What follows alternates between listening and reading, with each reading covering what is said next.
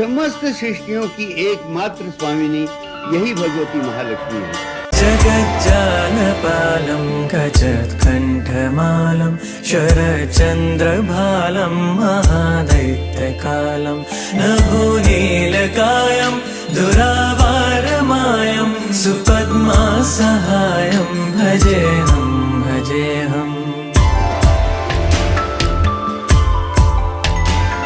सदाम्भोधिवासं गलत्पुष्पहासं जगत्सन्निवासं शतादित्यभासं गदाचक्रशस्त्रं लसद्दीप्तवस्त्रं हसच्चारुवक्त्रं भजेऽहं भजेऽहम्।